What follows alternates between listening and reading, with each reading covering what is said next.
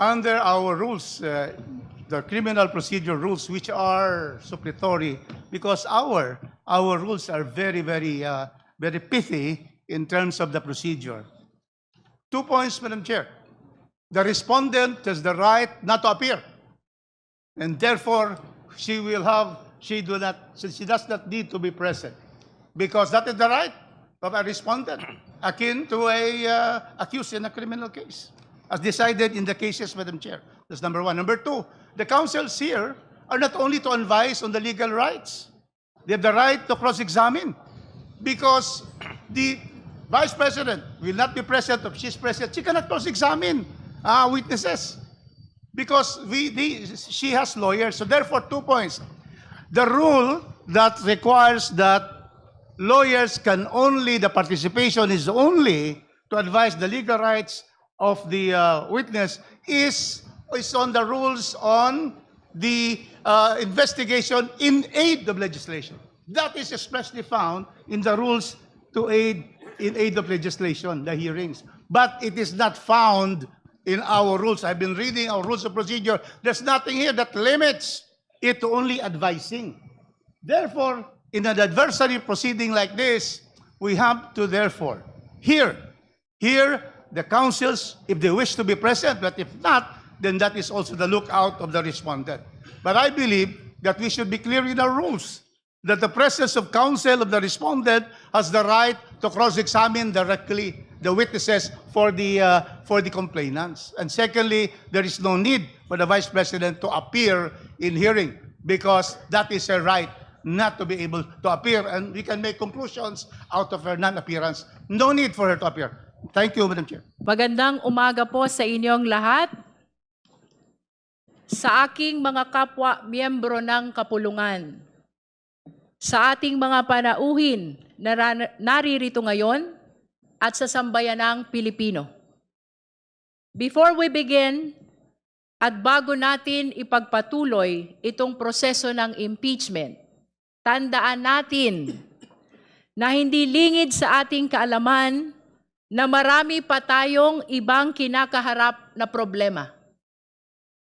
Let us accordingly acknowledge the pressing challenges our country faces. Oil prices are rising. The cost of basic goods is increasing. Ordinary Filipinos feel the weight of daily life more than ever. And yet, even as we undertake this solemn constitutional duty, the House of Representatives does not forget its other responsibilities. Kahit may impeachment, tuloy pa rin tayo sa iba nating obligasyon. We have, for example, acted to ease the burden of rising fuel costs, passing a bill authorizing the suspension or reduction of excise taxes. Nariyan na po ang panukalang batas, pinag-aralan, pinag-isipan, at inaasahang makatutulong sa ating mga kababayan. We also continue to work on measures that address inflation, food security, and social services. Also, just this March 2026, the House has acted on measures that directly affect the daily lives of Filipinos, passing a bill abolishing the travel tax, advancing legislation to institutionalize digital payments in government transactions, and pushing reforms to make public services more accessible and efficient. The House has also advanced key education reforms, including amendments to the Universal Access to Quality Tertiary Education Act and the Presidential Merit Scholarship Program. This strengthens support for students and investing as well in the country's future workforce. And after nationwide consultations across Luzon, Visayas, and Mindanao, the House has pushed forward the long-awaited anti-political dynasty bill with plenary deliberations recently completed. These actions remind us that governance is a constant balancing act, attending to urgent needs while fulfilling constitutional obligations.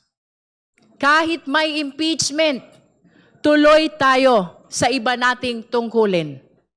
Ang ating serbisyo publiko ay hindi napuputol, hindi tumitigil kahit sa gitna ng pinakamabigat na tungkulin.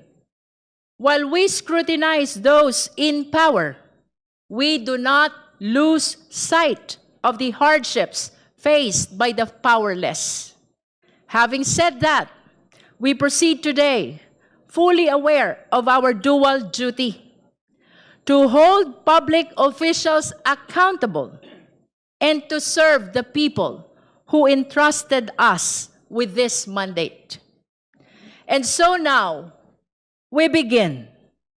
Dito nagsisimula ang opisyal na pagdinig ng kasong ito. Sa ating pagsisimula, tandaan natin na ang impeachment ay patungkol sa pananagutan sa bayan. Kaya't marapat lamang na balikan natin ang ating panunumpa. I do solemnly swear that I will faithfully and conscientiously fulfill my duties, preserve and defend the Constitution, execute its laws, do justice to every man, and consecrate myself to the service of the nation. Madaling bigkasin, pero mahirap panindigan. Hindi ito simpleng ritual. Ito ay isang pangako, isang panata ng pananagutan, hindi lamang sa batas, kung hindi sa bayan. Let me lay out the agenda for today. First, we establish the ground rules or the guidelines, not as obstacles, but as safeguards. Their purpose is simple: to maintain order, to allow clarity, so that truth may emerge unimpeded. Ang patakaran ay hindi hadlang sa katotohanan. Ito ang daan upang ito'y malinaw na lumitaw. Second, we move to the initial hearing. Opisyal po nating buksan ang pagdinig sa impeachment na ito. Third, and as part of this initial hearing, we act on pending motions, request for subpoenas, and set the schedule for the next hearings. At the core of these proceedings is probable cause. That is the objective of these hearings. We shall determine whether there is probable cause for impeachment. Ngunit, paano ba natin masasabi na merong probable cause? Let us be clear. This is not the probable cause of criminal procedure. Impeachment is not a criminal trial.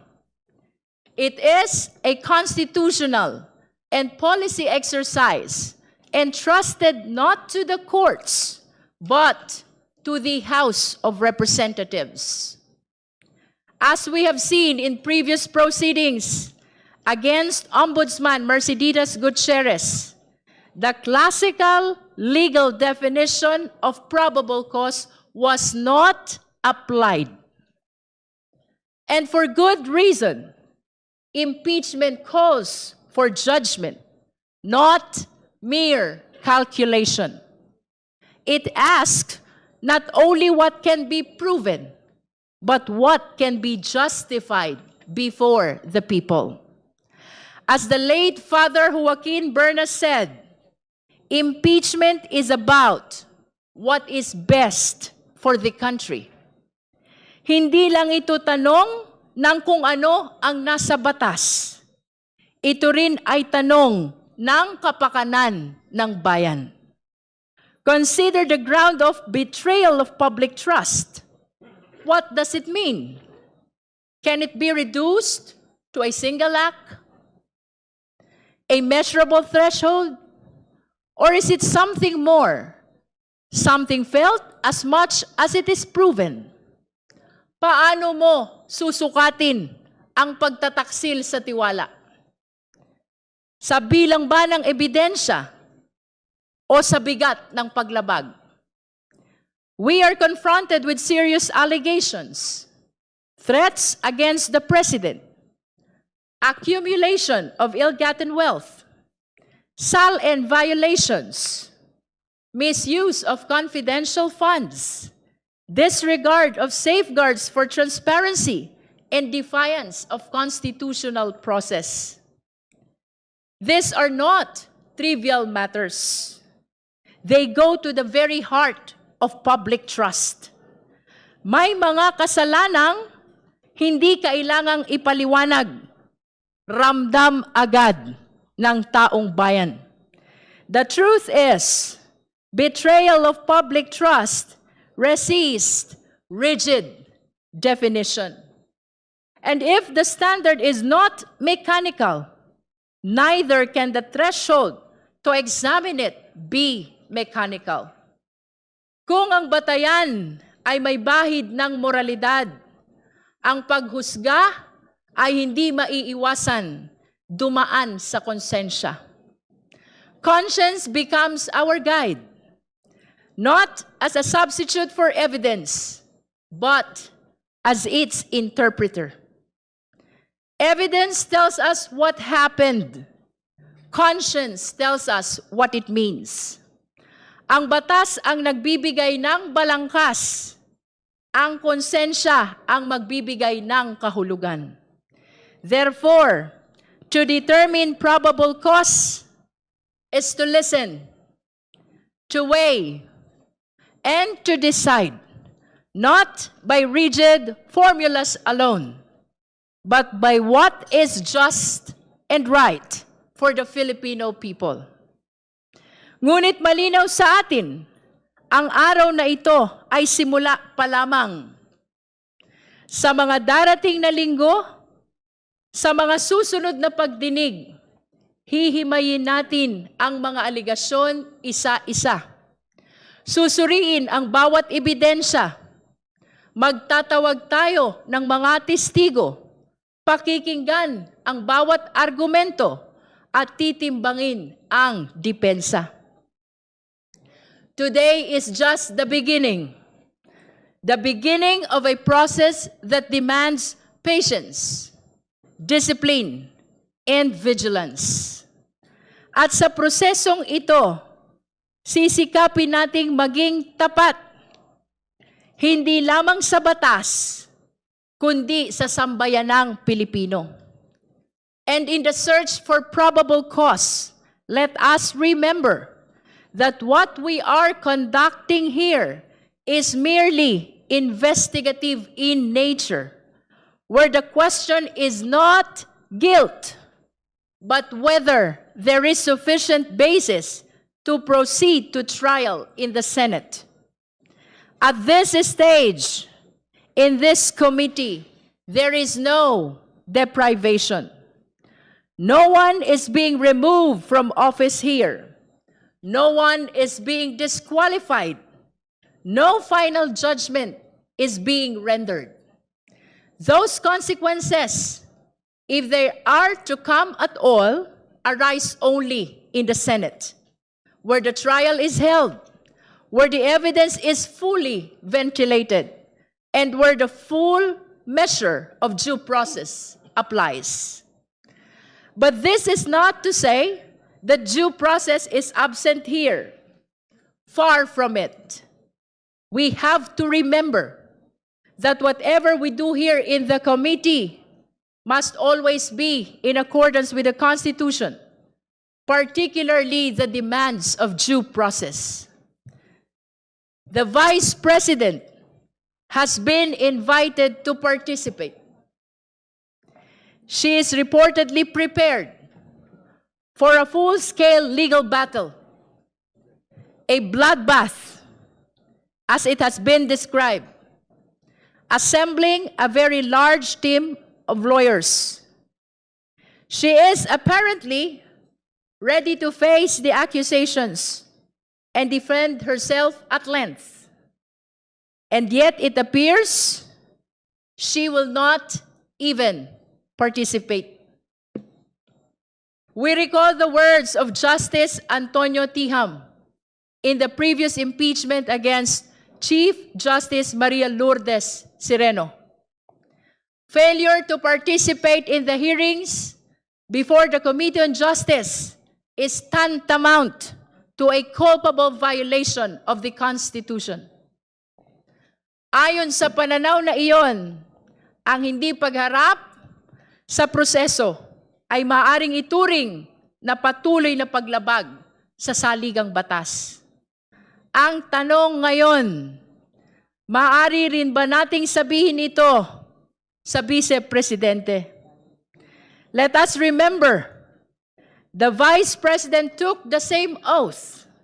I do solemnly swear that I will faithfully and conscientiously fulfill my duties, preserve and defend the Constitution, execute its laws, do justice to every man, and consecrate myself to the service of the nation. Lahat ho ng kawani ng gobyerno, lahat ng opisyal ng pamahalaan, iisa ang panunumpa, iisa ang pamantayan, iisa ang pananagutan. Ang panunumpang ito ay hindi lamang pangako ng panunungkulan. Ito ay panata ng pagharap sa pananagutan at paggalang sa saligang batas. Dito sa komite, susundan natin ang saligang batas. Hindi natin tatalikuran ang ating tungkulin. Iyan ang inaasahan ng taong bayan. Hindi pag-iwas, kundi pagharap. Hindi katahimikan, kundi pananagutan. Sapagkat ang panunumpa ay hindi lamang binibigkas sa simula. Ito ay pinatutunayan sa bawat pagkakataon na tayo ay sinusubok. So regardless of the participation of the Vice President, and even in her absence, this committee will proceed. We will do our duty with resolve, without hesitation, and without delay. The Constitution entrusts the House with the exclusive power to initiate impeachment cases, and this committee stands at the forefront of that responsibility. Tayo lamang, ang Committee on Justice lamang, ang tahasang binigyan ng ganitong tungkulin sa saligang batas. In the end, this is not merely a procedural exercise. This is a test of judgment, of conscience, and of courage. Let us proceed with diligence, with fairness, with honesty, knowing that our actions today will echo far beyond this chamber. And so we return to where we began. Sa huli, babalik tayo sa ating panunumpa. I do solemnly swear that I will faithfully and conscientiously fulfill my duties, preserve and defend the Constitution, execute its laws, do justice to every man, and consecrate myself to the service of the nation. Madaling bigkasin, pero mahirap panindigan. Ang tanong, para sa lahat ng kawani ng gobyerno, para sa lahat ng opisyal ng pamahalaan, para sa Vice Presidente, tinutupad ba natin ito? Pinaninindigan ba natin ito?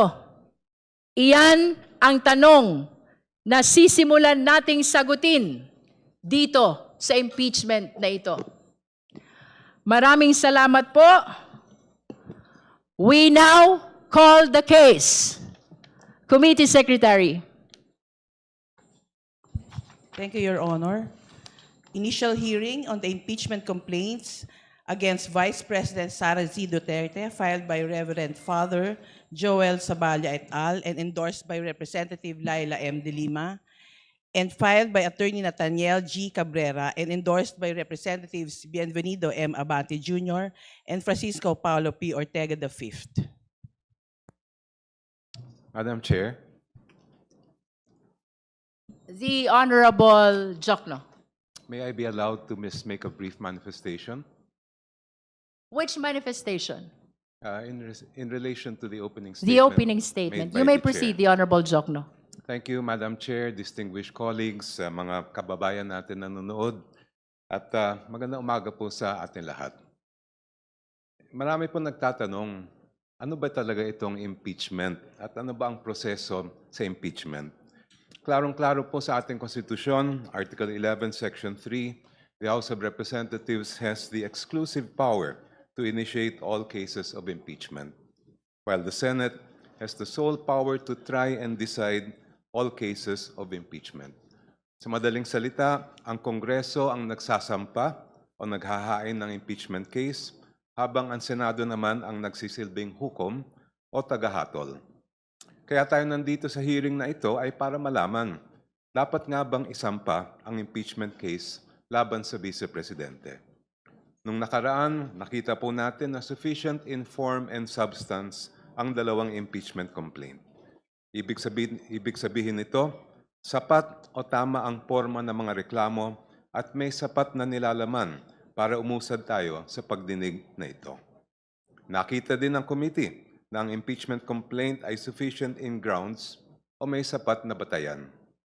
Sa puntong ito, mismo ang konstitusyon ang nag-uutos sa Committee on Justice na magsagawa ng hearing. Ano naman ang ihihiring natin? Siyempre, walang iba kundi ang ebidensya at testigo. Our duty is clear, Madam Chair. This committee must secure and verify every piece of evidence, and we must protect every witness so they may give their testimony under oath. Ito ay naaayon mismo sa Section 7 at 8 ng Rules of Impeachment.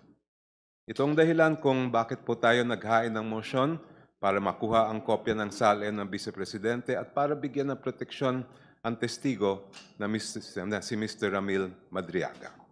Ang impeachment case na ito ay dadaan sa butas ng karayom. This is the only way for the truth to come out. Pagkatapos ng committee, boboto po ang buong Kamara at magpapasya kung dapat ilitis ang kaso sa Senado. At sa bawat hakbang, nakatutok ang buong bansa para bantayan ang proseso. Maraming salamat po. Thank you, Madam Chair. The manifestation of the Honorable Jokno is noted by the committee. Madam Chair. The Honorable De Lima. Also a brief manifestation and a question to the Honorable Chair and the Committee With the indulgence Secretariat. of the Honorable De Lima, we would like to tackle first our ground rules before we proceed to your subsequent manifestations and questions to the committee. Thank you, Madam Chair. Thank you. Madam Chair. Regarding the ground rules, we would like to acknowledge Vice Chair Zamora. Thank you, Madam Chair. Bago po tayo magsimula sa deliberasyon ukol sa pagtukoy ng probable cause sa impeachment proceedings na ito, kinakailangan magtakda ng ating chairperson ng ilang panuntunan upang matiyak ang maayos, patas at episyenteng pagtatalakay. Ang komite ay may 38 na regular members. Ang quorum ay 1/5 ng kabuuan. Ang ex-officio members ay may boses at may boto. Ang mga nais magsalita ay kailangan makipag-ugnayan sa committee secretary upang maitala ang kanilang pangalan. Magkakaroon tayo ng alternating recognition ng minority at majority na may 5 minuto bawat isa. Maaari tayong magbigay ng second round kung may oras pa po. Hinihiling ng chairperson na hintayin muna ang kanyang pagkilala bago magsalita upang mapanatili ang kaayusan. Sa mismong pagdinig, ang mga resource persons ay susuriin ng mga miyembro ng komite alinsunod sa Section 7 of the Rules of Procedure in Impeachment Proceedings. Ang mga resource persons ay hindi papayagang magsalita o gumawa ng mga interjection malibang kung at hanggang sa sila ay kilalanin ng ating chairperson. Tanging ang mga miyembro ng komite lamang ang may karapatang suriin o i-cross-examine ang mga resource persons. Ang mga partido ay maaaring humingi ng pahintulot mula sa chairperson na magsumite ng mga tanong na itatanong ng ating chairperson kung sa kanyang opinyon ay kinakailangan ang mga ito para maging malinaw ang talakayan. Ang pakikilahok ng mga abogado ng mga partido o resource persons ay limitado sa pagpapayo sa kanilang mga kliyente tungkol sa kanilang mga karapatan sa ilalim ng konstitusyon. Dapat silang sumunod sa wastong kagandahang asal at hindi sila papayagang magsalita o gumawa ng mga interjection malibang kung at hanggang sa sila ay kausapin o kilalanin ng chairperson. Mga kasama, impeachment is an extraordinary constitutional process. It demands sobriety, discipline, and unwavering respect for the rule of law. Hindi personalidad ang ating hinaharap ngayon, kundi ang ating constitutional duties. Thank you very much, Madam Chair. Can we hear the necessary motion for the adoption of ground rules? Madam Chair, I move to adopt the ground rules as stated earlier. There is a motion to adopt the ground rules read by the Honorable Zamora. Do I hear a second? Madam Chair, Is there any objection? discussion. Madam The Honorable Rodriguez. Madam Chair, the right to counsel is assured by the Constitution. So therefore, the respondent here has always have the right to counsel. In fact, in many cases, our rules of court is suppletory to the rules of impeachment in the House. And so therefore, this representation believes that first, they are entitled, counsels for both sides are entitled to send questions, and I agree with that, Madam Chair. But what I would like to emphasize is that the Vice President can always designate their counsel to appear in all the proceedings, so that we should be able to state there that the right to counsel, the right to be heard by herself or counsel is assured by the Constitution. But we know the response of the proponent of the motion as to that particular observation. If I may confirm, the Honorable Rodriguez, you would like the committee to acknowledge the right of the counsel even in the absence of the respondent. That's correct. Based on jurisprudence, Madam Chair, that although this is not a criminal proceeding, it is akin to a criminal case because we are trying to remove and there is also perpetual disqualification. And so, in other words, the Vice President can send her counsels here to appear for her. In fact, the right to self-incrimination is there. And a person who is now being investigated has the right to already not take the stand or at the time she wants to appear to be able to invoke it when she is asked an incriminatory question. So that is the position of this council. Thank you, Madam Chair. Of course, based on the ground rules that was read by the Honorable Zamora, the right to counsel is described as assistance to clients or to the parties. Now it is being proposed by the Honorable Rodriguez that the same be acknowledged even in the absence of the respondent or the parties. May I hear the comment of the members of the Justice Committee? Madam Chair. The Honorable Vice Chair Dumogan. Thank you, Madam Chair. I agree if that is on the presentation of the complaint's evidence. But at the time the respondent will be presenting her evidence, she must be present because who will answer clarificatory questions in cross-examinations of what will be presented? She is the only one. The counsel are not witnesses in this particular case. So I hope my colleague will agree that at the time the respondent is given the opportunity to present her evidence, she must be present. Thank you, Madam Chair. Would you like to clarify the extent of the participation that you are proposing? Yes, Madam Chair. What I am proposing is, at the time that we have concluded the presentation of the evidence of the complainants, and it will be the turn of the respondents, then the respondents or her witnesses must be present because they are the only ones who can answer clarificatory questions or cross-examination questions of any of the members of this committee. The lawyers of the respondents are not witnesses to the said defense of the respondent. So it is a must, Madam Chair, that she must be present at the unless she will waive the presentation of her evidence when it is her time to present her evidence pursuant to our rules of impeachment, Madam Chair. For purposes of accuracy, Honorable Vice Chair Dumogan, you are proposing that the respondent's counsel, even in her absence, be allowed to present the evidence. But for purposes of clarificatory hearing, it should be the Vice President herself who should be present and answer the questions before the Justice Committee. That's exactly correct, Madam Chair. Thank you.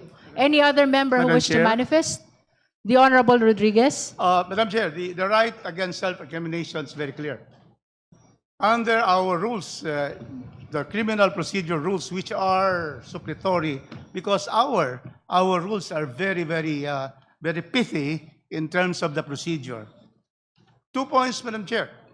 The respondent has the right not to appear, and therefore she does not need to be present, because that is the right of a respondent, akin to a accused in a criminal case, as decided in the cases, Madam Chair. That's number one. Number two, the counsels here are not only to advise on the legal rights, they have the right to cross-examine, because the Vice President will not be present. If she's present, she cannot cross-examine witnesses, because she has lawyers. So therefore, 2 points.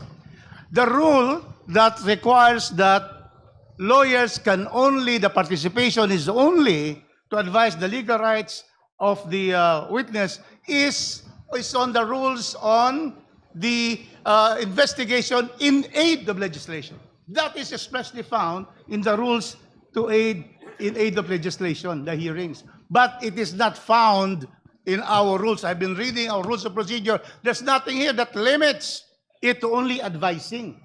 Therefore, in an adversary proceeding like this, we have to therefore hear the counsels if they wish to be present, but if not, then that is also the lookout of the respondent. But I believe that we should be clear in our rules that the presence of counsel of the respondent has the right to cross-examine directly the witnesses for the complainants. And secondly, there is no need for the Vice President to appear in hearing, because that is her right not to be able to appear, and we can make conclusions out of her non-appearance. No need for her to appear. Thank you, Madam Chair. Madam Chair. Madam, The Honorable Chua, are you raising your hand? No. Madam Chair. The Honorable Vice Chair Dumogan. The first part of the point had already been settled. Under our own rules, which is the subject of the motion, the counsel of the respondents are allowed to cross-examine by writing their questions, submitting it to the chair. What I am pointing out, Madam Chair, is at the time the respondent is given the opportunity to present her evidence. Well, counsel may present her evidence, but she must be present, or the witnesses that she is presenting must be present so that the members of the committee will have the chance to examine or ask clarificatory questions from them. The counsels are not witnesses to the defense of the respondents, Madam Chair. Thank you, Madam Chair. For the guidance of the justice members, part of the proposed rule is giving opportunity to the complainant and the respondent and their counsels to submit questions to the chairperson so that they may be raised in the deliberation if no justice members are raising similar questions. Let us all be guided as well that the hearing proper in the Justice Committee is akin to a preliminary investigation. So, let us be guided by the fact that as well, that we're trying to establish here is merely probable cause, which means a justification to be able to proceed to trial, which will definitely happen not here, but in the Senate.